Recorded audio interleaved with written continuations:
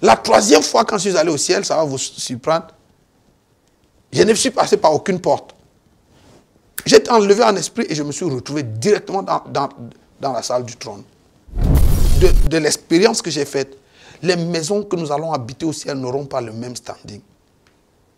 Je ne vous raconte pas les contes de fées. Et je sais que beaucoup de gens aiment faire la polémique. Mais je prie, ceux d'entre vous qui m'écoutez, qui nous regardez et qui êtes chrétiens, vous marchez avec Dieu. Demandez au Seigneur, Saint-Esprit, est-ce que ce que cet homme raconte est la vérité? Et j'ai une question.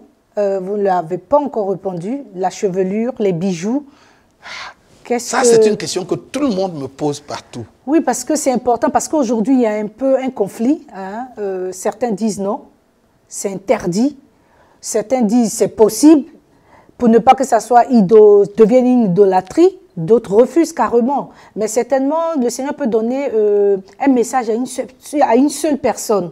Mais cette personne peut généraliser. Donc, qu'est-ce que vous pouvez dire aussi? Dès à présent, abonnez-vous sur notre chaîne YouTube Casarima Satellite 2. Vous serez alerté en temps et en heure de chaque nouvelle vidéo. C'est très simple. En un clic, vous êtes abonné. Sa bonté est insondable. Sa fidélité. Pour recevoir toutes nos vidéos en temps et en heure sur votre téléphone portable, tablette, ordinateur, n'hésitez pas de faire sonner la cloche de notification. Ainsi, vous serez informé en temps réel sur toutes nos publications. Et vous ne raterez aucune de nos vidéos.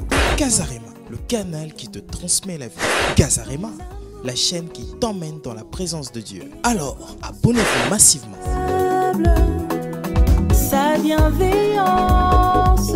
Mesdames, Messieurs, bonjour. C'est avec joie encore que je vous retrouve sur ce plateau de Casarima, Casarima, la montagne de l'Éternel. Et aujourd'hui, nous sommes à notre émission Témoignage Choc. Témoignage Choc, notre invité, vous le connaissez, parce que c'est la suite de son témoignage. Je voudrais vous rappeler, avant de commencer cette émission, je voudrais vous rappeler le Trop c'est trop, la nuit du Trop c'est trop qui aura lieu le 7 décembre de 20h à 5h du matin. Alors, la date est déjà, enfin, elle arrive à grands pas.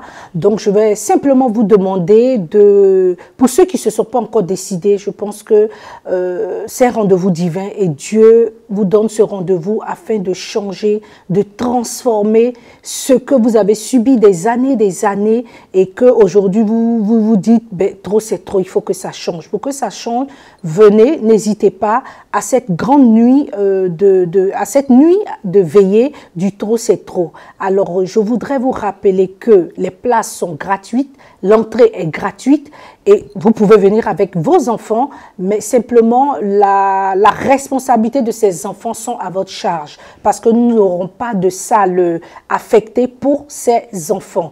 Je termine pour vous dire, pour tous ceux qui veulent semer, qui veulent participer financièrement, volontairement, vous pouvez nous contacter au secrétariat de Casarima pour que nous puissions vous donner plus d'informations.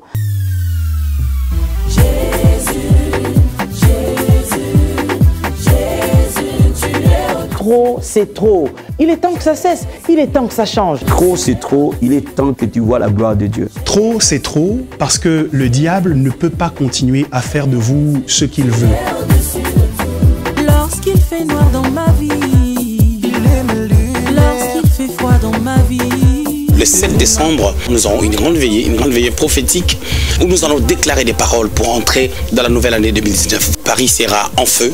Il y a une gloire qui va descendre à Paris parce qu'il y aura plusieurs orateurs qui seront réunis et moi aussi, je serai là. Le 7 décembre 2018, un rendez-vous bien aimé à ne pas manquer. Et cette grande veillée de prière avec l'intervention du docteur Mamadou Karambiri. Toute une nuit pour crier au pied de l'autel de Dieu.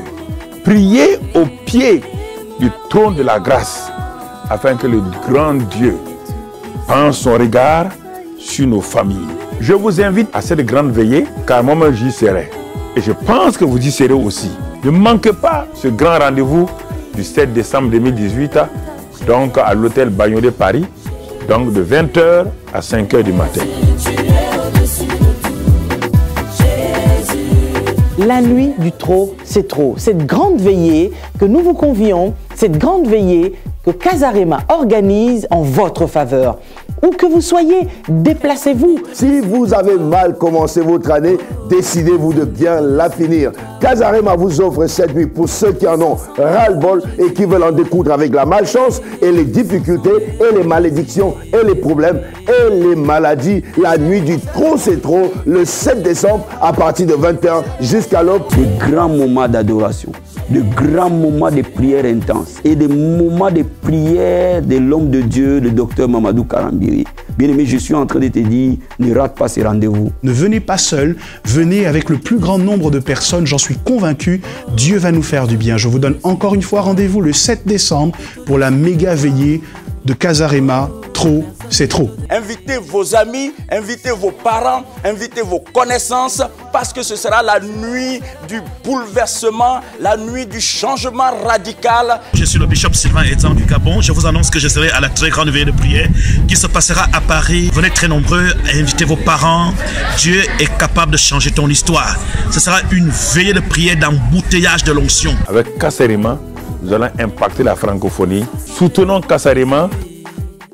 Je suis avec l'apôtre Pierre Niangok, qui nous vient de Yaoundé, du Cameroun, du ministère Alpha Naomi Ministry. Il est déjà passé sur notre plateau à 2 reprises pour rendre témoignage. Un témoignage choc, un témoignage bouleversant, parce qu'il a vu le ciel, il a eu 4 visites, il est allé jusqu'à 4 fois au ciel, parce que le Seigneur lui a donné cette grâce, lui a accordé cette grâce. Alors nous sommes à la suite de son témoignage. Alors comme je le disais, nous sommes avec l'homme de Dieu Pierre Niangok, et il a eu la grâce d'aller plusieurs fois au ciel, 4 fois, et il nous a inscrit tout dans un livre. Et dans ce livre, vous pouvez avoir tous les détails. C'est vrai que sur le plateau, nous ne pouvons pas aller totalement en profondeur. Nous ne pouvons pas tout dire, mais avec ce livre qui est disponible, et pour l'avoir, vous pouvez appeler au numéro qui s'affiche au bas de l'écran et vous aurez toutes les informations pour pouvoir vous procurer ce livre qui a pour titre « J'ai vu le ciel, les chroniques de mes enlèvements ». Donc, vous verrez chaque étape, qu'est-ce que le Seigneur lui a dit, qu'est-ce qui s'est passé. Mais ici, sur le plateau, nous allons essayer. Hein. Homme de Dieu, je vous dis bonjour et encore bienvenue sur le plateau. Bonjour ma sœur, je suis content d'être là et je salue tous ceux qui nous regardent, tous ceux qui nous écoutent à travers la planète. Que le Seigneur vous bénisse. Amen. Et vous aussi, vous nous avez véritablement édifiés lors de vos 2 premiers passages sur votre témoignage. Aujourd'hui, nous sommes là encore pour continuer, pour que vous nous expliquiez ce qui s'est passé, puisque vous êtes allé jusqu'à 4 fois. Donc, à chaque étape, nous voudrions vraiment savoir les messages qui vous avez vus. Et donc, tout de suite, la première fois, vous êtes passé par la porte de l'Ouest. C'est bien ça? Oui, c'est bien ça. Et vous, les autres fois, c'est toujours par la porte de l'Ouest ou bien vous êtes passé par d'autres portes? Alors, c'est une très bonne question. Pour ceux qui ont suivi le témoignage dans sa chronologie, la première fois quand j'ai été enlevé, nous étions au temple.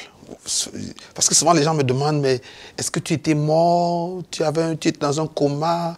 Nous étions dans un temple, on nous disait au temple à l'heure de l'adoration, c'était un culte du soir. Il était 20h à l'horloge du temple quand l'enlèvement s'est produit. Je me suis retrouvé en train de marcher avec un ange qui me conduisait et nous montions des marches.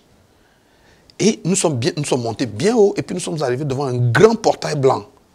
Donc vous étiez en extase? Bon, j'étais hors de mon corps, comme l'apôtre Paul dit, dans son corps, hors de son corps, j'étais hors de mon corps, puisque mon corps est resté allongé à l'autel, à l'église. Donc, mais, vous savez, le corps naturel et le corps spirituel sont 2 corps identiques. C'est la matière qui change. Ce corps est matériel, l'autre est immatériel, mais il est aussi réel que le corps matériel. C'est-à-dire, notre homme spirituel est conçu, façonné comme notre homme spirituel. Le corps spirituel, c'est un corps. Parce que souvent, les gens pensent que le corps spirituel, c'est peut-être du vent. Ils s'imaginent. Non, c'est comme quand vous rêvez. Vous voyez, quand vous faites un rêve, que vous êtes dans votre lit, dans votre chambre, et puis vous vous retrouvez avec des amis, ou bien à une fête à New York. Ce n'est pas un corps immatériel. Ou au ciel. Ou au ciel.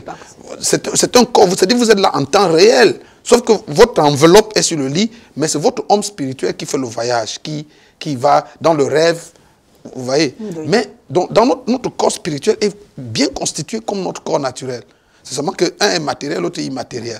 Donc, j'ai marché avec l'ange qui me conduisait, nous sommes arrivés devant ce portail blanc, et quand l'ange s'est approché du portail, comme devant une porte automatique, la porte s'est ouverte, l'ange est entré, et je suis rentré après lui, et la porte s'est refermée derrière moi. Et c'était quelle porte? C'était une porte. Ah, d'accord. C'était la porte de l'ouest. D'accord. Oui, donc c'est quand je rentre, je me retrouve sur cette rue pavée. En fait, c'est quand la porte se referme derrière moi que je prends pleinement conscience de ce que, ah, voilà, je suis au ciel. Il faut dire, pour aider ceux qui nous regardent et qui nous écoutent, que je ne cherchais pas à aller au ciel. En fait, le mouvement, la transition ministérielle dans laquelle Dieu nous avait engagés, nous avions soif de Dieu, en fait. Nous cherchions Dieu dans le jeûne et la prière depuis avril 2012. Le premier enlèvement arrive le 3 juillet, la nuit du 3 au 4 juillet 2015. Ça fait 3 ans après. Mais ce mouvement de recherche de Dieu, où Dieu nous a enfermés, nous avons été pratiquement pris en otage, enfermés dans un temps de jeûne et prière. Non seulement moi, mais toute l'église avec moi.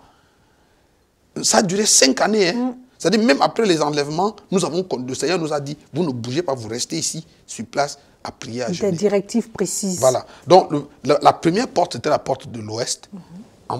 Nous allions vers l'est. Et donc, quand on a marché, nous sommes arrivés devant le grand trône blanc. Enfin, devant la salle du trône. Et ce que j'avais vu, j'avais l'impression, dans ma petite tête d'homme, j'avais l'impression que j'avais une voiture qui venait en face et qui m'avait mis des pleins phares, vraiment des phares qui m'éblouissaient, des pleins phares dans les yeux. Et j'ai dit à l'ange qui me conduisait, est-ce que tu peux demander au chauffeur de cette voiture de baisser ses phares? Et c'est là où il me dit, Nyangok, ce que tu as en face de toi, ce n'est pas une voiture. Nous sommes devant la salle du trône. Et la lumière que tu as dans les yeux, c'est le reflet de la gloire du Père. Et là, j'ai été saisi vraiment de crainte. Et je lui ai demandé, alors qu'est-ce que je dois faire?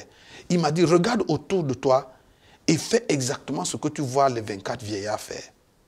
Alors j'ai baissé la tête et à quelques pas de moi, un peu comme là où vous êtes, les 24 vieillards, ils étaient couchés tout autour du trône, à plat ventre, la face contre terre, les mains étendues. Ils avaient enlevé leur couronne qu'ils avaient déposée au pied du trône. Alors je me suis couché à leurs pieds. Donc voilà la première porte. Maintenant, quand j'ai été enlevé la deuxième fois, et c'est raconté dans le livre, excusez-moi, quand j'ai été enlevé la deuxième fois, il n'y avait pas d'escalier, il n'y avait pas d'ange, sauf que nous étions en prière avec mon épouse, toujours dans ce camp à Ashland, nous étions dans notre chambre, toujours dans ce temps de prière de jeûne, pendant que nous prions, paf, j'ai été enlevé. Je me suis retrouvé devant la porte du ciel. Cette fois, c'était la porte du sud. La porte était entrouverte. Et quand j'ai regardé, c'est-à-dire, tenu devant la porte, derrière la porte de l'autre côté, à quelques mètres, le Seigneur Jésus était tenu. Mais comment vous pouvez savoir que c'est la porte du sud? C'est écrit? Vous savez, quand vous entrez dans la gloire, la connaissance est parfaite. Quand nous irons au ciel, on n'aura pas besoin de guide touristique pour nous dire que bon, ici c'est ceci. Là-bas, vous connaissez comme vous êtes connus. Tu te souviens pendant la transfiguration de Jésus? Oui. La Bible dit quand Pierre et ses deux amis, Pierre, Jacques et Jean, quand Pierre s'est réveillé du sommeil, il a vu Jésus, Élie et Moïse dans la gloire. Il les a reconnus. Pourtant, il ne les avait jamais vus. Il n'y avait pas de photo. Comment il a su? Parce que dans la gloire, la connaissance est parfaite. Ok, donc, je savais que c'était la porte du sud. Et quand je suis entré, le Seigneur Jésus était là. Et tu veux que je te dise comment je l'ai... Bien sûr. Pas seulement moi, mais tous ceux qui nous suivent. Tout le monde veut savoir. Et tu l'as vu, il ressemble à quoi? Il était tenu, il avait une longue robe blanche et il avait une écharpe, on appelle ça une écharpe bleue, d'un bleu nuit, un bleu foncé. Et c'était attaché ici, c'est-à-dire une écharpe qui le coupe, comme une ceinture. Tu vois, comme les ceintures des sénateurs, souvent comme des écharpes. Oui. Mais c'était une écharpe, c'était une longue écharpe. Et c'était attaché là. Et il s'est retourné, il avait des cheveux qui tombaient qui lui tombait derrière. Et quand il s'est retourné, vraiment, son visage était plein de lumière. Oh mon Dieu, cette vue. C'est l'aspect que Jésus avait. Oh mon Dieu, c'est tellement beau. C'est-à-dire, quand je l'ai vu, vous savez, comme si vous fondez. J'aime ce chant. Il y a quelqu'un qui a écrit un chant, je ne sais pas qui c'est, il a dit, quand je verrai Jésus, je ne sais pas est-ce que je vais crier, est-ce que je veux... Vous ne savez pas quoi faire. Vous êtes saisis. C'est un effroi, ce n'est pas la crainte, mais c'est une crainte révérencieuse. Vraiment, vous ne pouvez pas décrire les sentiments qui vous animent. Et il s'est retourné et il m'a fait un grand sourire. Et j'étais toujours de l'autre côté de la porte. Hein, je le regarde en travers la porte. Et il me dit, Nyangok, c'est toi que j'attendais, viens, on va. Et puis j'ai franchi la porte. Et puis nous avons marché sur cette autoroute. Maintenant, ce que je dois dire à nos téléspectateurs, c'est que la première fois quand je suis entré, j'ai vu une cité. Elle était belle, elle était magnifique. Et je vous dis, cette première cité que j'ai vue, par mon expérience des voyages, et Dieu sait que j'ai quand même voyagé un peu. Je n'ai pas beaucoup voyagé, mais j'ai déjà voyagé. Je suis à presque 60 nations du monde que j'ai visitées, où j'ai prêché l'évangile. En Afrique, en Europe, en Amérique, en Asie, j'ai déjà fait près de 60 nations. J'en ai visité quand même parmi les plus grandes. Je n'ai rien vu sur la terre, aucune ville, aucune nation aussi belle, aussi propre. Mais comparable. Non, il n'y a pas de mots, tu ne peux pas comparer. Tu sais, quand la Bible dit que l'apôtre Paul a vu des choses ineffables, ce n'est pas...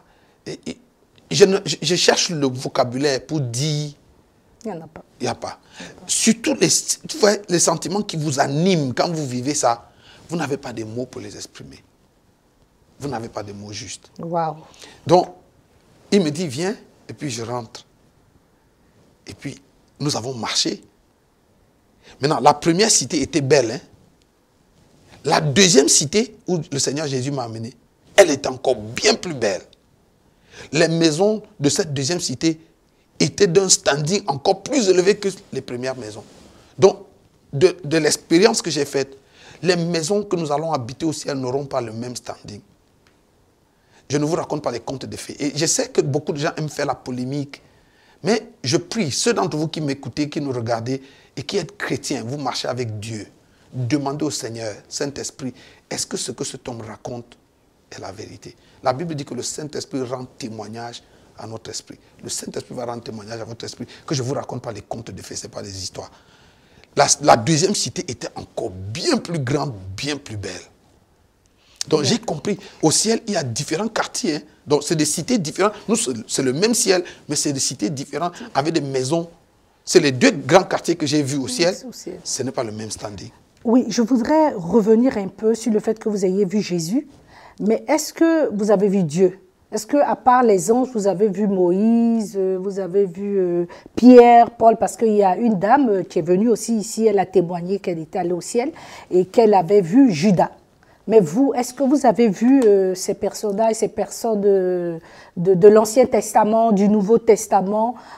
Ou bien est-ce que vous avez vu Dieu? Parce que n'oubliez pas aussi que la Bible nous dit on ne peut pas voir Dieu et vivre. Donc j'aimerais bien... J'aime bien cette question que tu me poses. La première fois quand je suis allé au ciel, je n'ai pas vu Jésus. Maintenant, est-ce que j'ai vu Dieu? Oui et non. Pourquoi oui et non? Oui. Parce que quand j'arrive devant la salle du trône, je me suis prosterné comme j'ai raconté tout à l'heure. C'était un moment d'adoration. J'ai décrit ça dans le témoignage. Je ne vais pas revenir là-dessus parce que le temps nous tient. Après ce temps d'adoration, quand tout s'est terminé, il y a eu un moment de silence. J'ai ouvert les yeux.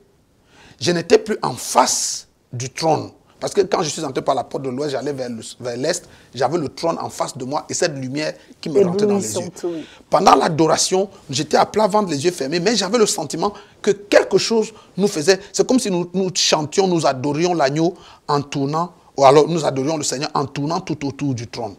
Ce n'était pas physique, mais j'avais la conscience que nous tournions. Comme si nous étions couchés sur une roue qui nous faisait tourner et vraiment c'était un moment extrêmement formidable. quand tout s'est terminé et que j'ai ouvert les yeux, je n'étais plus en face du trône, j'étais plutôt à ma gauche, à la droite du trône. Et de là où j'étais, la lumière que je voyais n'était pas aussi éblouissante que je l'avais en face. Donc j'ai levé la tête, j'ai ouvert les yeux. C'était comme dans la pénombre, c'était éclairé, mais pas aussi vivement éclairé. Et j'ai vu le grand trône blanc qui était élevé au-dessus de ma tête. Il était monté comme sur un chariot. Et ce chariot avait 6 roues. Et les roues étaient comme des tunnels, profonds comme des tunnels. Donc j'ai levé la tête, je voyais le trône de profil. Et j'ai tourné la tête parce que je voulais voir celui qui est assis sur le trône. C'est là où je me suis rendu compte qu'en fait, cette lumière qui m'éblouissait, c'est elle qui sortait du trône. Donc, quand vous me posez la question, est-ce que tu as vu Dieu? Oui, je l'ai vu parce qu'il était tout enveloppé de lumière. Mais je n'ai pas vu un homme, je n'ai pas vu un être humain, j'ai vu cet être de lumière qui éblouissait. Donc, si j'ai vu Dieu, c'est cette lumière que j'ai vue. Mais est-ce que j'ai vu un homme, il avait des cheveux, c'était un homme ou une femme, il était blanc, noir? Non, je n'ai pas vu. Ok? Maintenant, sur la question de... Beaucoup de gens me disent, mais la Bible dit, personne ne peut voir Dieu et vivre. Il faut lire votre Bible et ne pas la lire. Il ne faut pas lire un verset, vous vous arrêtez et puis vous tirez une conclusion. Parce qu'il faut lire la Bible sur sa séquence, depuis l'Ancien Testament jusqu'au Nouveau Testament. Jacob, quand il a appelé le lieu Péniel, il a dit, j'ai vu Dieu face à face. C'est quelle vue? C'est vu avec quels yeux? Comment? Mais au moins Péniel signifie, j'ai vu Dieu face à face.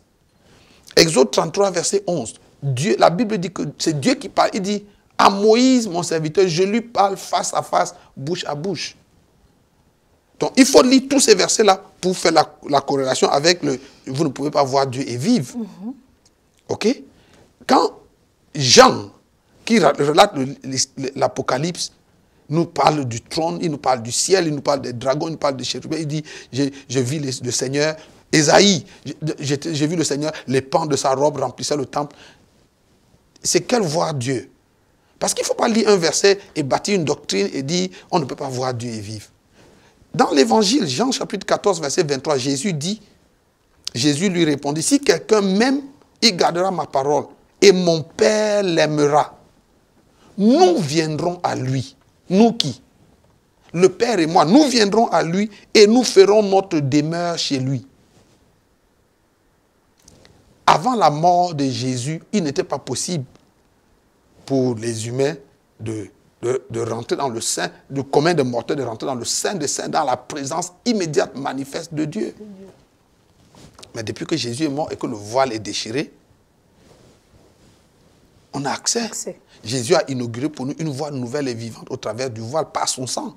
Quand Jésus ressuscite, Marie lui dit... Quand Marie l'a reconnu, elle a pensé que c'était le jardinier. Quand elle s'est finalement rendue compte que c'était Jésus, Rabouni, elle voulait le toucher. Jésus a dit non, ne me touche pas encore, parce qu'il faut que j'aille vers mon Père et votre Père, mon Dieu et votre Dieu. Il fallait qu'il aille avec le sang pur pour inaugurer justement pour nous la porte nouvelle et vivante par laquelle désormais nous avons accès. Et il faut qu'on sache que nous avons désormais accès. Maintenant, parlant des portes, Apocalypse chapitre 4, verset 1. Parlant des portes, on va y revenir, puisque nous allons parler aussi, puisque vous avez parlé de cheveux. Certainement, il y a des messages que le Seigneur vous a donnés. Mais tout à l'heure, nous aimerons bien savoir, est-ce que le Seigneur a parlé sur la chevelure, sur les bijoux, sur certains éléments, pour pouvoir édifier plus d'un. Mais nous allons passer à la pause et nous y reviendrons tout à l'heure. Alors, c'est la pause. Merci.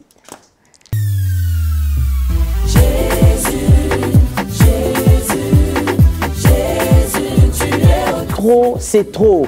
Il est temps que ça cesse. Il est temps que ça change. Trop, c'est trop. Il est temps que tu vois la gloire de Dieu. Trop, c'est trop, parce que le diable ne peut pas continuer à faire de vous ce qu'il veut.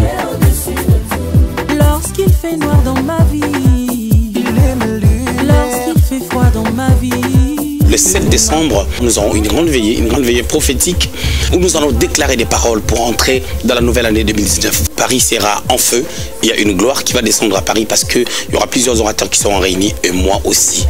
je serai là. Le 7 décembre 2018, un rendez-vous bien aimé à ne pas manquer. Et cette grande veillée de prière avec l'intervention du docteur Mamadou Karambiri. Toute une nuit pour crier au pied de l'autel de Dieu. Prier au pied du trône de la grâce afin que le grand Dieu pense son regard sur nos familles. Je vous invite à cette grande veillée car moi-même j'y serai. Et je pense que vous y serez aussi. Ne manquez pas ce grand rendez-vous du 7 décembre 2018, donc à l'hôtel Bagnon de Paris, donc de 20h à 5h du matin. La nuit du trop, c'est trop. Cette grande veillée que nous vous convions, cette grande veillée que Casarema organise en votre faveur. Où que vous soyez, déplacez-vous. Si vous avez mal commencé votre année, décidez-vous de bien la finir. Casarema vous offre cette nuit pour ceux qui en ont ras-le-bol et qui veulent en découdre avec la malchance et les difficultés et les malédictions et les problèmes et les maladies. La nuit du trop c'est trop, le 7 décembre à partir de 20h jusqu'à l'aube. De grands moments d'adoration, de grands moments de prière intense et des moments de prière de l'homme de Dieu, le docteur Mamadou Karambiri. Bien-aimé, je suis en train de te dire, ne rate pas ces rendez-vous. Ne venez pas seul, venez avec le plus grand nombre de personnes, j'en suis convaincu, Dieu va nous faire du bien. Je vous donne encore une fois rendez-vous le 7 décembre pour la méga veillée de Casarema. Trop, c'est trop. Invitez vos amis, invitez vos parents, invitez vos connaissances, parce que ce sera la nuit du bouleversement, la nuit du changement radical. Je suis le bishop Sylvain Etzan du Gabon. Je vous annonce que je serai à la très grande veillée de prière qui se passera à Paris. Venez très nombreux, invitez vos parents. Dieu est capable de changer ton histoire. Ce sera une veillée de prière d'embouteillage de l'onction. Avec Casarema, nous allons impacter la francophonie. Soutenons Casarema. Une bonne nouvelle pour vos recherches de salles, pour vos séminaires, commémorations, anniversaires, mariages, retraites deuil, culte, en matinée, après-midi ou fin d'après-midi. Des locaux sont mis à votre disposition à 10 minutes de Massy, Palaiseau, gare RERB.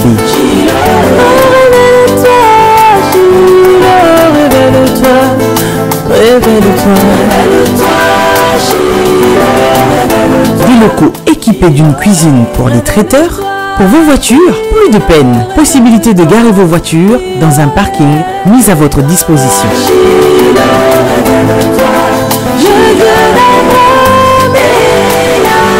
Des salles disponibles avec des prix abordables.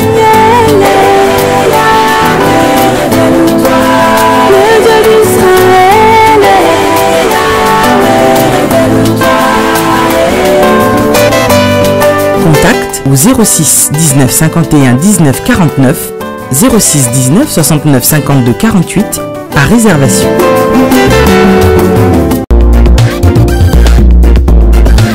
Du nouveau, KPM Paris, désormais en Côte d'Ivoire. Pour tous vos envois de colis vers l'Afrique, KPM Paris, le roi de toutes les agences, est là encore pour vous satisfaire. Ici, il y a du boulot Kitoko. KPM, la rapidité est notre devise. KPM Paris, ouvert du lundi au samedi de 9h30 à 19h. Au 53 rue Championnet, 75 018, Paris. Métro, Clignancourt. Contact 01 46 06 69 26, KPM Paris, Mokondiab Agence.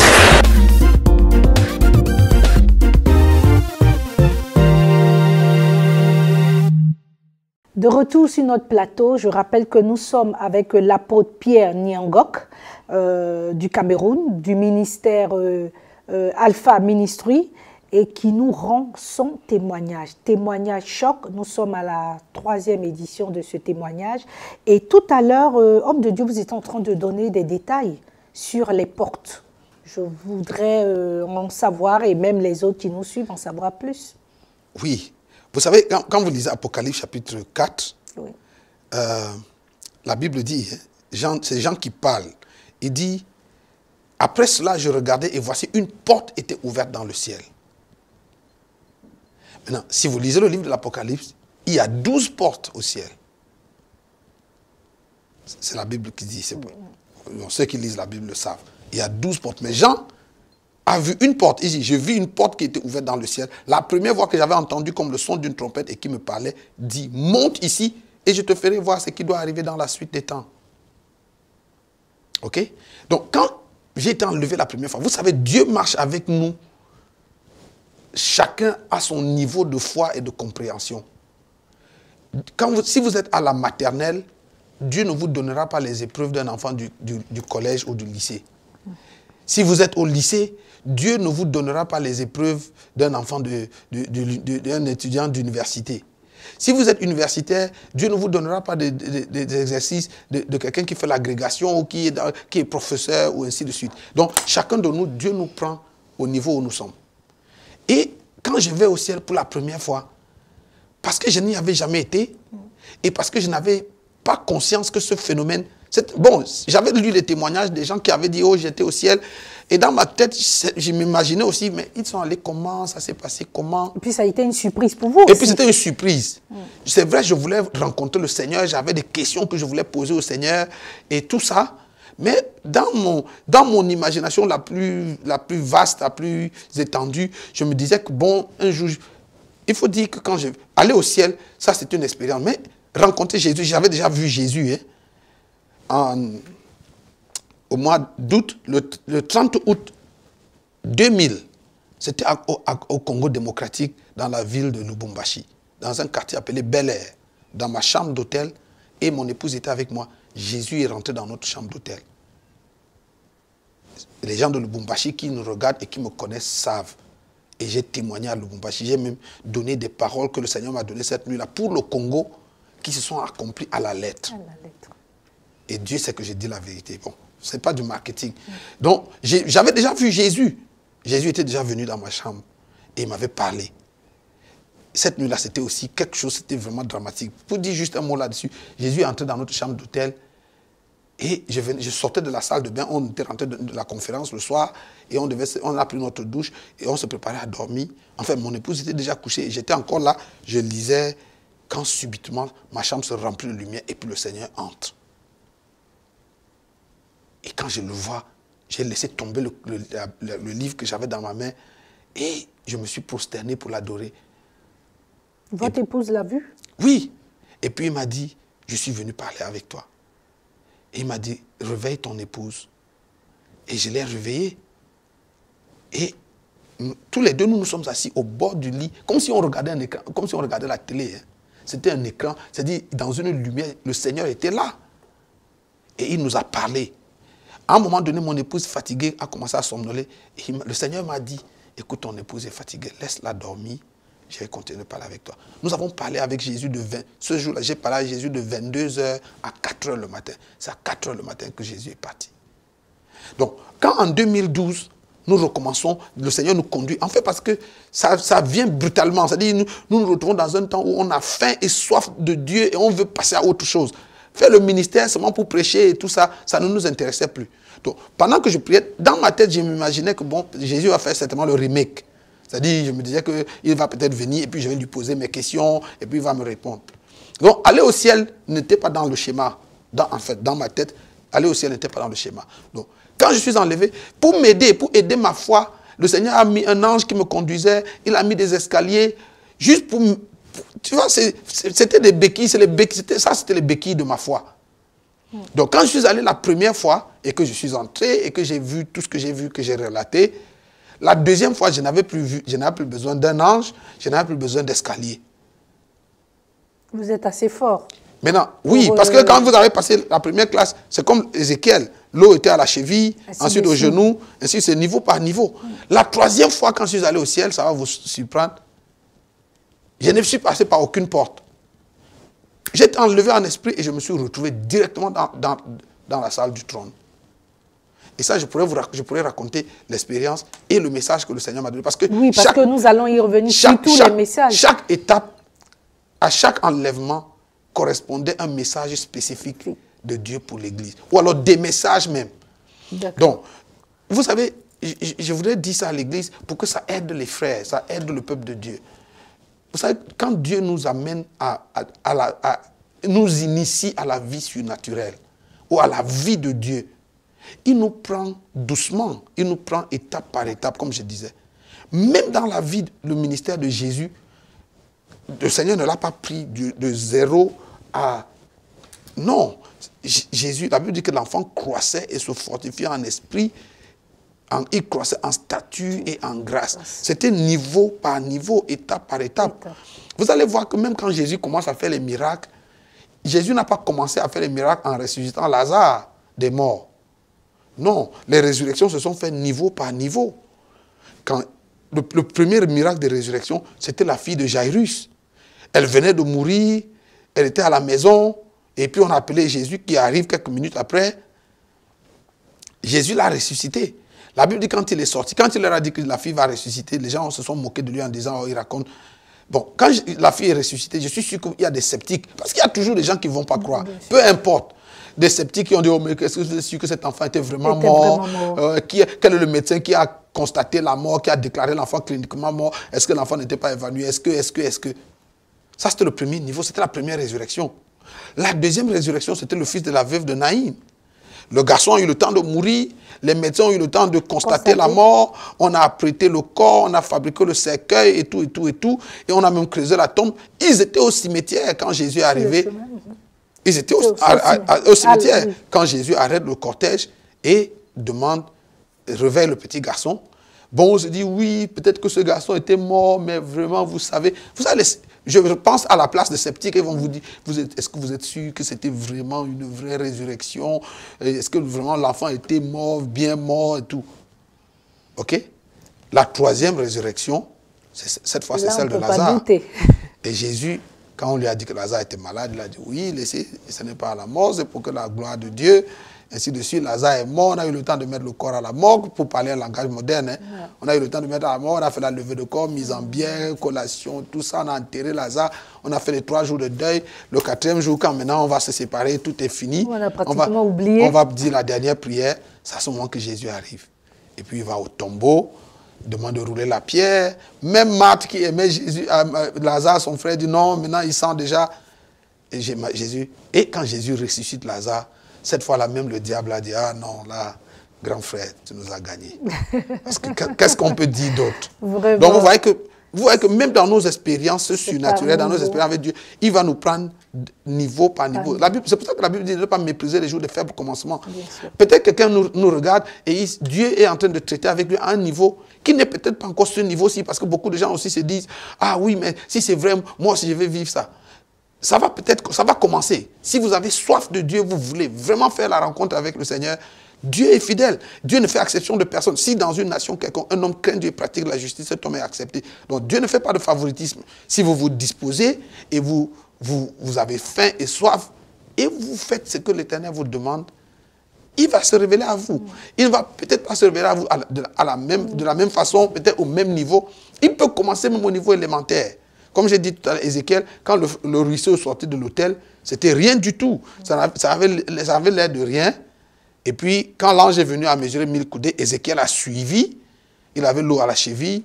Et puis ensuite, Ézéchiel a suivi. Vous allez vous rendre compte que dans le texte, l'ange n'a pas dit à Ézéchiel, suis-moi. C'est la faim et la soif que Ézéchiel avait de Dieu qui faisait que chaque fois, il suivait. Chaque fois, il suivait. Donc ça, c'est une condition aussi. C'est une condition importante. Si on n'a pas soif et faim de la présence de Dieu, bon, c'est pas évident. Ma sœur Elia, permettez-moi de vous dire à l'Église que Dieu veut se révéler à son peuple plus que son peuple ne veut le connaître. La vérité, c'est que nous ne connaissons pas Dieu tel que nous sommes supposés le connaître. Je le dis souvent, ça choque les gens, mais c'est parce que 9 chrétiens et demi sur 10 ne cherchent pas Dieu. Ils cherchent les choses. Nous avons nos clichés. Ce que nous voulons, c'est que Dieu nous donne le mari, qu'il nous donne le travail, qu'il nous donne la percée, qu'il nous donne les enfants, qu'il nous donne beaucoup d'argent, ainsi de suite. Nous voulons la prospérité. Mais vouloir Dieu lui-même, la personne de Dieu, aller au-delà de vouloir les choses pour vouloir Dieu lui-même, très peu de chrétiens sont à ce niveau. Du coup, quand Dieu se révèle, même quand les gens ont vu Dieu, ce qu'ils ont vu, c'est plus la main de Dieu que la face de Dieu. La main de Dieu que la face de Dieu. Plus la main de Dieu que la face de Dieu. Mais je reviens à ma question. Qui vous avez vu? Voilà. à part Jésus. Et là, vous avez vu la gloire de Dieu, cette lumière. Mais est-ce que vous avez vu Judas, vous avez vu Pierre? Moi, le Seigneur ne m'a pas permis, dans tous mes enlèvements, de voir ni les saints d'autrefois, ni quoi que ce soit, ni qui que ce soit. J'ai vu personne. D'accord. Maintenant, quand je me suis prosterné au pied avec les 24 vieillards, au pied des 24 vieillards, et que nous adorions le Seigneur, je pouvais dire, j'avais la pleine conscience que nous étions des milliers de myriades de personnes autour du trône qui adorions le Seigneur. Je ne les ai pas vus, mais j'avais conscience que nous étions nombreux. Un peu comme décrit Apocalypse. Voilà, nous étions nombreux, des hommes de toute langue, de toute tribu. J'avais conscience que nous étions nombreux. Je ne les ai pas vus, si je vous dis que je les ai vus. Puisque vous étiez... Voilà, j'étais prosterné, mais j'avais conscience que nous étions là. Les voix étaient tellement bien. C'était une mass choir. Et c'était bien réparti. Donc, je ne pouvais pas... et puis, vous vous en occupez voilà, pas. Votre objectif, c'était d'adorer le Seigneur. Voilà. Donc, je n'ai pas vu les gens. Le Seigneur ne m'a pas permis de les voir. Les seules personnes que j'ai vues, c'est l'ange qui me conduisait. C'est les 24 vieillards que le Seigneur m'a permis de voir. Et de grands trônes. Et le Seigneur qui me parlait. Je ne l'ai pas vu de mes yeux nus pour que vous ne me demandiez pas s'il portait des lunettes comme Eliane ou bien qu'il avait des cheveux noirs. Non. Mais j'avais conscience qu'il était là. Et il m'a parlé. Je l'ai entendu me parler. Et je lui répondais en retour. Maintenant, il faut que je dise aux frères et aux sœurs qui nous écoutent que quand le Seigneur me parlait, ça, tu vas aimer ça. Quand le Seigneur me parlait, je l'entendais me parler comme dans un haut-parleur. Nyangog, la question. Nyangog, est-ce que tu as vu la cité lorsque tu es rentré dans la ville? J'ai répondu oui, Seigneur. Mais demande-moi comment j'ai répondu. Ce n'était pas une conversation verbale. Oh, maman, j'ai compris des choses au ciel. Vous savez, quand l'apôtre Paul dit que Dieu est capable de nous exaucer, Éphésiens chapitre 3, verset 21, capable de nous exaucer infiniment au-delà de ce que nous pouvons demander ou imaginer. Penser. J'étais couché dans le tunnel et j'entendais le Seigneur me parler. Hein, je l'entendais comme dans un haut-parleur. Pendant que je réfléchissais, je pensais à la réponse que j'allais donner. J'entendais mes pensées dans le haut-parleur. Donc je ne parlais pas au Seigneur de ma bouche, je pensais et mes pensées étaient audibles. Wow. Et c'est au ciel que je me suis rendu compte que toutes nos pensées sont audibles au ciel. C'est-à-dire que ce que vous pensez maintenant au ciel s'entend comme dans un haut-parleur. C'est pour ça que la Bible dit, ô reste frère, que tout ce qui est pur, que tout ce qui est honorable, que tout ce qui est digne de louange, qui mérite l'approbation, tout ce qui est saint et juste, soit l'objet de vos pensées. Parce que Dieu n'entend pas seulement nos paroles, il entend aussi nos pensées. Ce sont les humains qui entendent nos paroles, mais la pensée, non. Mais avec Dieu, c'est tout à fait le contraire. C'est pour ça que nous devons faire attention aux choses que nous pensons. J'ai compris pourquoi l'apôtre Jacques a dit qu'un homme irrésolu ne recevra jamais rien de Dieu. Parce que souvent, quand vous vous tenez devant Dieu et que vous priez, vous parlez de votre bouche, Seigneur, je crois que je vais guérir de cette maladie, ce cancer ne va pas me tuer. Mais dans votre tête, vous vous dites, prie seulement, mais est-ce que tu es sûr que... Quand vous avez ce conflit entre ce que votre bouche dit et ce que votre pensée dit, la Bible dit que vous êtes un homme irrésolu. Il faut réconcilier votre bouche de votre pensée pour que votre prière soit une. C'est ça l'intégrité. L'intégrité, c'est être un. Un dans parole et en pensée. D'accord, nous sommes pratiquement à la fin de l'émission et j'ai une question, vous ne l'avez pas encore répondu, la chevelure, les bijoux. Ça, c'est une question que tout le monde me pose partout. Oui, parce que c'est important, parce qu'aujourd'hui, il y a un peu un conflit. Hein. Certains disent non, c'est interdit. Certains disent c'est possible, pour ne pas que ça devienne une idolâtrie. D'autres refusent carrément. Mais certainement, le Seigneur peut donner un message à une seule personne. Mais cette personne peut généraliser. Donc, qu'est-ce que vous pouvez dire aussi? À moi, quand je suis allé au ciel, toutes les fois où j'ai été, le Seigneur ne m'a rien dit en ce qui concerne la chevelure de la femme, les boucles, les bijoux, les habits. Le Seigneur ne m'a rien dit là-dessus. Habits d'homme, habits de... Habits d'homme, habits de femme, le Seigneur ne m'a rien dit là-dessus. Et je n'inventerai pas un message simplement pour répondre aux aspirations, aux préoccupations que les gens ont. Par contre, en revanche, ce que je voudrais dire, c'est que en l'absence d'une instruction formelle de Dieu, nous nous référons à ce que la parole de Dieu dit. Maintenant, je sais que là aussi, il y a débat. Une partie de l'Église qui pense qu'il faut, d'autres qui pensent qu'il ne faut pas. Moi, je dis, notre plus grand arbitre se trouve dans notre cœur. Si notre plus grand arbitre, c'est notre cœur. Oui. La Bible a dit, si votre cœur vous condamne, Dieu est plus grand que votre cœur. Si votre cœur ne vous condamne pas, Dieu non plus ne vous condamne pas. Maintenant, sur la question des vêtements, je ne peux pas, moi, je n'ai pas l'unité de mesure pour contester aux autres le droit d'être allé au ciel et d'avoir reçu ou entendu Dieu leur parler des bijoux et tout. Sauf que toutes les révélations que nous aurons d'être allé voir Dieu face à face et qui nous a dit des choses n'amendent pas la Bible. C'est-à-dire que Dieu ne vous dira jamais des choses qui amendent le texte biblique, qui amendent sa parole révélée qu'il a mise à notre disposition. Le Réma va toujours s'appuyer sur le Logos. Donc, du coup, ce que je dis des témoignages des autres frères et sœurs, serviteurs de Dieu qui disent que Dieu a dit que les bijoux c'est proscrit, les cheveux et tout ça, les pantalons, je ne sais plus quoi d'autre. J'ai dit il faut faire attention. Souvent aussi on peut avoir un problème d'interprétation. Dieu peut vous dire une chose à vous qu'il ne dit pas aux autres. L'exemple dans la Bible, pour moi l'exemple qui me vient à l'esprit, c'est le jeune homme riche. Jésus lui a dit, tu connais les commandements. Le gars lui a dit à Jésus, depuis ma jeunesse, j'ai fait tout ça.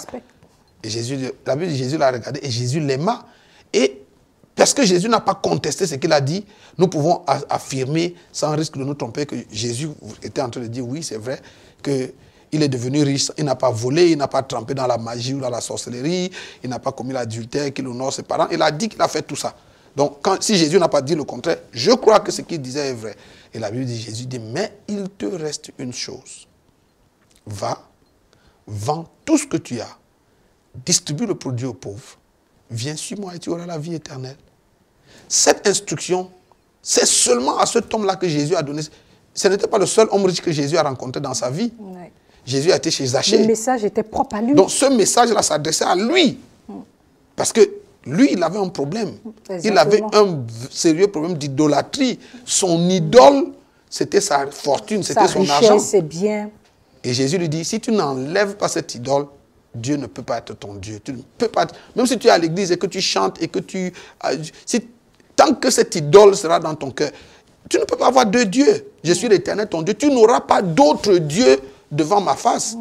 Donc, si ton argent représente pour toi un Dieu ou tes cheveux ou tes bijoux, Dieu va te dire, Eliane, si tu n'enlèves pas ces boucles, tu n'as pas ta place au ciel. Maintenant, de là à dire à toutes les femmes, non, et moi, je me lève, j'en fais une doctrine. Voilà. Par exemple. Ça, c'est un problème. Vous savez, beaucoup de gens vont vous dire, vous avez vu, il porte une chevalière, il porte une bague, pourquoi il porte une montre? Oui, et tout ça. Et non, écoutez, lisons la Bible, faisons attention. Maintenant, je sais aussi qu'il ne faut pas en vouloir aux frères. Hein. Vous savez, l'église, c'est la seule école au monde où vous avez tous les élèves dans la même classe. La maternelle, le primaire, le secondaire, l'universitaire, le professeur, l'agrégé, tout le monde dans la même classe. Tous utilisent le même manuel scolaire qui s'appelle la Bible. Mais nous ne lisons pas ce manuel au même niveau, nous n'avons pas le même niveau de compréhension. Souvent, le problème dans l'église, c'est que tu as un enfant qui est à l'école primaire, dans l'école de Dieu, il est en classe primaire, il veut prononcer un jugement de valeur sur des questions universitaires pour lesquelles il ne comprend rien à rien du tout. Il paraphrase la Bible alors. Il va même t'inventer des doctrines carrément. Donc souvent, il faut que nous, les serviteurs de Dieu, nous ayons l'humilité de reconnaître qu'il y a des choses sur lesquelles nous n'avons pas encore atteint cette classe. L'apôtre Paul a dit, au point où nous sommes parvenus, marchons des mêmes pas. Si sur d'autres sujets, nous avons des avis différents, le Seigneur nous éclairera chemin faisant. C'est-à-dire quand vous allez finir le lycée et que vous serez à l'université, vous allez comprendre pourquoi 1 plus 1 n'est pas toujours égal à 2. Ok? Parce qu'on va vous dire 1 plus 1 égale 1. Non, un enfant qui est à l'école primaire va vous dire non, cela ne se peut pas même si on emprunte une dizaine. Mais un jour, il comprendra qu'on peut emprunter une dizaine et faire 1 plus 1 égale 1. C'est des niveaux de compréhension. Quand j'étais un enfant, je parlais comme un enfant, je me comportais comme un enfant. Quand je suis devenu un grand, j'ai mis de côté ce qui est de l'enfant. C'est Paul qui parle. Oui. Donc même nous les prédicateurs dans le ministère, il y a des choses que nous avons prêchées il y a 5 ans. Aujourd'hui, avec ayant évolué avec Dieu, on se rend compte que non, frère. C'était une erreur. C'était pas une erreur, mais c'était le niveau. Oui, c'est vrai. On n'était pas dans le faux, on n'était pas forcément faux. Sauf que c'était le niveau, c'est ce que nous comprenions à l'époque. C'était ça. Regarde, même dans la science, la connaissance augmente. Hein. On vous a dit, non, il faut manger les fruits après. Les fruits, c'est le dessert. Et puis maintenant, aujourd'hui, on vous dit, non, il faut manger les fruits avant. Et tout ça là, c'est parce que là, tout ça évolue. Avec Dieu aussi, nous évoluons. Et il faut donner le temps que les gens grandissent. Pour terminer sur la question des bijoux, quand le fils prodigue est revenu à la maison, son père a demandé qu'on lui mette un anneau d'or. Donnez l'anneau d'or, mettez-le au doigt, mettez-lui une robe. Ok? Pourquoi on ne lit pas ça? Donc, ça fait que... Mettez-lui une robe pour un homme. Voilà. On lui a mis la robe. On lui a mis un anneau au doigt. C'était la marque, c'était le signe de la filiation, de l'appartenance à la famille. Ok? Donc, ça veut dire que sur la question des bijoux, on ne peut pas trancher avec une machette. Bon. Moi, je dis, ceux qui tranchent sont excessifs. Je leur donne le temps d'évoluer avec Dieu. Un jour, ils comprendront. Et peut-être ils reviendront sur leur papa pour dire, ah oui, j'avais dit ça. Mais avec ceux qui ont l'humilité, voilà, il faut avoir l'humilité pour le dire. Il faut l'avoir. Voilà. Alors, merci, apôtre. Peut-être que vous avez un appel à lancer, vous avez un message à donner, parce que tout à l'heure, nous allons voir aussi... c'est vrai que vous avez visité le ciel, mais le Seigneur ne vous a pas tenu la main pour visiter. Il y a des messages précis qu'il vous a donnés. Tout à l'heure, nous allons voir ces différents messages que vous avez reçus. Mais pour terminer cette partie du témoignage, Oui, merci. Ce que je vais vous dire, c'est, je l'ai déjà dit en filigrane tout à l'heure, Dieu veut se révéler à son peuple, plus que son peuple ne veut le connaître. Si vous scrutez attentivement votre cœur, vous allez vous rendre compte que vous avez plus faim et soif d'or et d'argent que vous n'avez soif de Dieu. Souvent, les gens me disent, oh, mais tu as eu la chance de vivre ça, vraiment, quelle grâce. Je prie que le Seigneur me fasse cette grâce un jour. J'ai dit Amen. Mais quand j'ai l'occasion d'enseigner l'Église, je leur dis, ces choses aussi ne sont jamais le fruit d'un hasard. Vous savez, quand vous lirez Lévitique chapitre 9, le verset 6, Moïse dit au peuple d'Israël, vous ferez ce que l'Éternel a ordonné et la gloire de l'Éternel vous apparaîtra. En d'autres termes, si vous ne faites pas ce que l'Éternel a ordonné, la gloire de l'Éternel ne vous apparaîtra pas. La gloire de l'Éternel n'apparaît pas à tout le monde. J'aurai peut-être l'occasion de m'étendre là-dessus au cours d'un autre enseignement, mais la gloire de l'Éternel n'apparaît pas. Elle ne vous apparaîtra pas seulement parce que vous êtes chrétien. Elle ne vous apparaîtra même pas seulement parce que vous êtes pasteur. Non. La gloire de l'Éternel vous apparaît parce que vous avez rempli certaines conditions. L'exemple parfait, c'est Jésus qui prend Pierre, Jacques et Jean. Il leur dit, allons à la montagne pour prier. Quand Jésus les amène, il sait qu'à la montagne, il y aura la transfiguration. Et je sais que Jésus les amène à la montagne parce qu'il veut que ces trois amis qui étaient pour lui, les trois pions, les trois jokers de son équipe, il veut que ces trois amis rentrent avec lui dans sa gloire.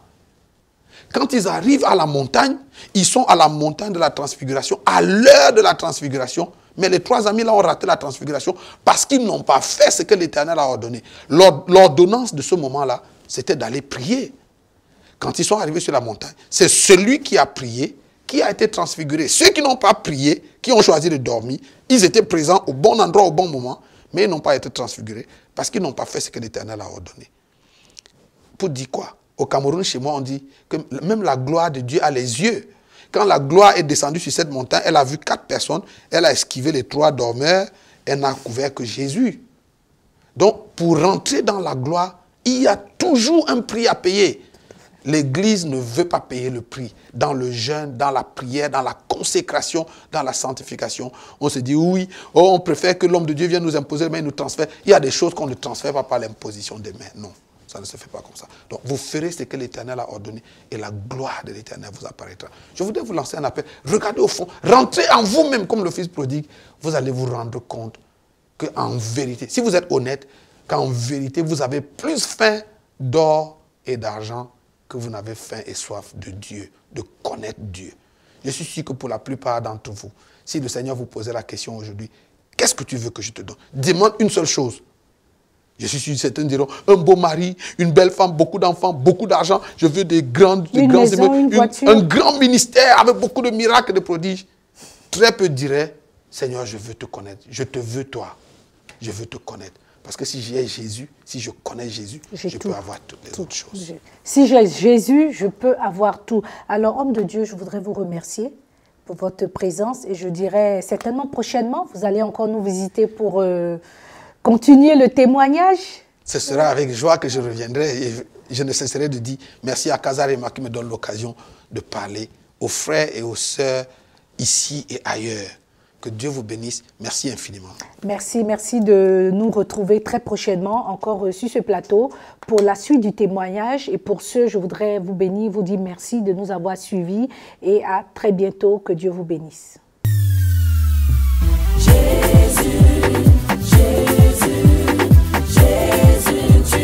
Trop, c'est trop. Il est temps que ça cesse. Il est temps que ça change. Trop, c'est trop. Il est temps que tu vois la gloire de Dieu. Trop, c'est trop, parce que le diable ne peut pas continuer à faire de vous ce qu'il veut. Lorsqu'il fait noir dans ma vie, lorsqu'il fait froid dans ma vie. Le 7 décembre, nous aurons une grande veillée prophétique où nous allons déclarer des paroles pour entrer dans la nouvelle année 2019. Paris sera en feu. Il y a une gloire qui va descendre à Paris parce qu'il y aura plusieurs orateurs qui seront réunis et moi aussi, je serai là. Le 7 décembre 2018, un rendez-vous bien aimé à ne pas manquer. Et cette grande veillée de prière avec l'intervention du docteur Mamadou Karambiri. Toute une nuit pour crier au pied de l'autel de Dieu. Priez au pied du trône de la grâce afin que le grand Dieu pense son regard sur nos familles. Je vous invite à cette grande veillée car moi-même j'y serai. Et je pense que vous y serez aussi. Ne manquez pas ce grand rendez-vous du 7 décembre 2018 donc à l'hôtel Bagnon de Paris, donc de 20h à 5h du matin. La nuit du trop, c'est trop. Cette grande veillée que nous vous convions, cette grande veillée que Casarema organise en votre faveur. Où que vous soyez, déplacez-vous. Si vous avez mal commencé votre année, décidez-vous de bien la finir. Casarema vous offre cette nuit pour ceux qui en ont ras-le-bol et qui veulent en découdre avec la malchance et les difficultés et les malédictions et les problèmes et les maladies. La nuit du trop, c'est trop, le 7 décembre à partir de 21h jusqu'à l'aube. De grands moments d'adoration, de grands moments de prière intense et des moments de prière de l'homme de Dieu, le docteur Mamadou Karambiri. Bien-aimé, je suis en train de te dire, ne rate pas ces rendez-vous. Ne venez pas seul, venez avec le plus grand nombre de personnes, j'en suis convaincu, Dieu va nous faire du bien. Je vous donne encore une fois rendez-vous le 7 décembre pour la méga veillée de Casarema. Trop, c'est trop. Invitez vos amis, invitez vos parents, invitez vos connaissances, parce que ce sera la nuit du bouleversement, la nuit du changement radical. Je suis le bishop Sylvain Etan du Gabon. Je vous annonce que je serai à la très grande veillée de prière qui se passera à Paris. Venez très nombreux, invitez vos parents. Dieu est capable de changer ton histoire. Ce sera une veillée de prière d'embouteillage de l'onction. Avec Casarema, nous allons impacter la francophonie. Soutenons Casarema